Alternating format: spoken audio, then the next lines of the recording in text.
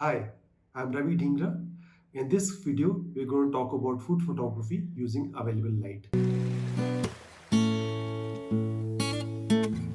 Since the lockdown, I've been taking pictures of food which is being cooked at home and posting those pictures online on my social media. And a lot of people have been asking me that how do I take these pictures and how do I make the food look so beautiful in my photographs.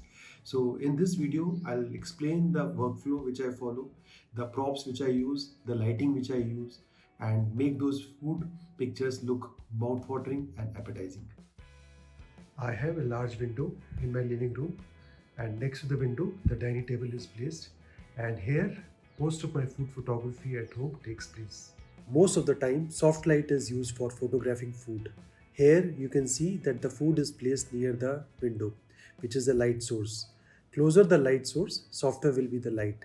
Always try to place food near the light source to get nice soft light.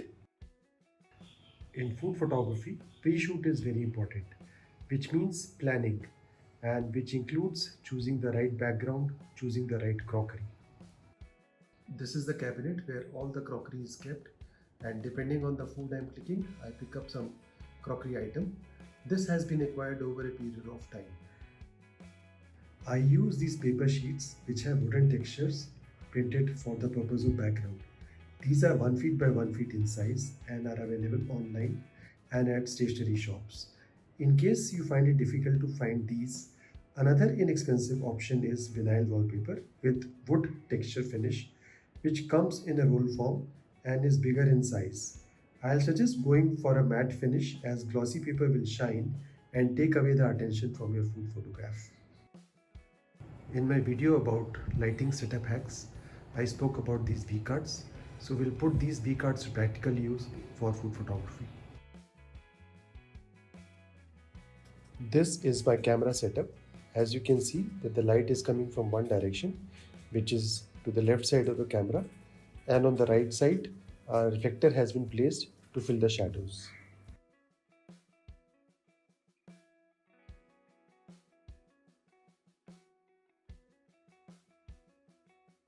We don't use front light in food photography. Either we use side light or angular backlight or backlight. Side light reveals the texture of the food and angular backlight creates highlights, which creates some shine on the food that makes the food look very fresh and appetizing. Before the final photograph is clicked, planning and preparation is very important, which is basically a pre-shoot exercise. Here you can see that I have identified the crockery background and I have done the lighting setup, which includes placement of bounce or V-card. I'm going to photograph food from Bihar, litti, aloo chokha, dal and chutney. As you can see now that the food which I'm going to photograph is lying on the table but not in the respective crockery which I had chosen. Food photography is basically assembly of food on the shooting table. All the elements or components are brought and assembled one by one. The position of crockery is fixed, it is not moved. It helps in getting a neat look. If we move the crockery after filling the food, there is a probability of spill, especially in food with gravy, and edges of crockery are likely to get spoiled. So I am putting each food item in respective bowls one by one.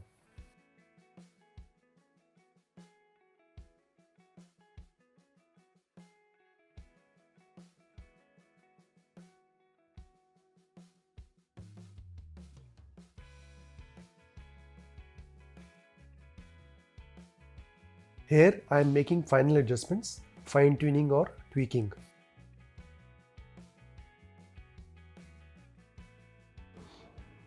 When we look at food, we see texture, we see shape and form, we see colors.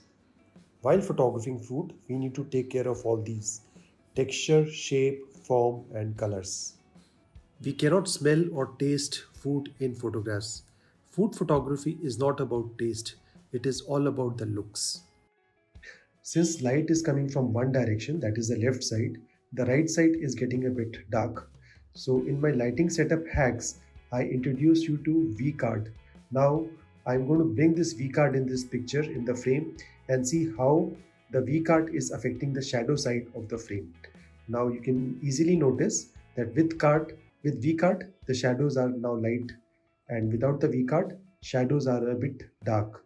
So by playing with this V card and changing the distance between the V card and the subject, the shadows are changing.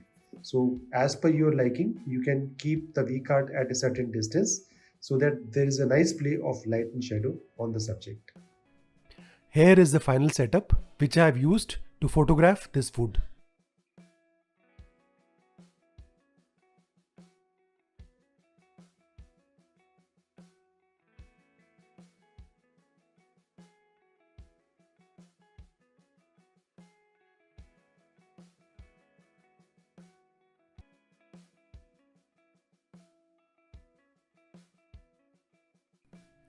These are the camera settings I have used for this particular food. I shoot on aperture priority, and since the camera is on a tripod, I am not worried about camera shake. Depending on the depth of field I require, I change the aperture from case to case, and ISO is always kept at minimum, which is 100 in this particular case. Here are some more photographs which have been clicked at home during the last 4 months, following the process explained earlier. The food is everyday staple, but presentation and lighting has made all the difference.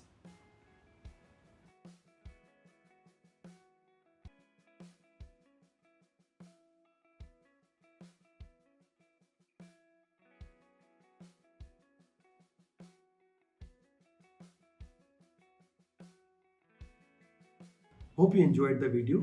In case you have any questions or queries, please put them in the comments below.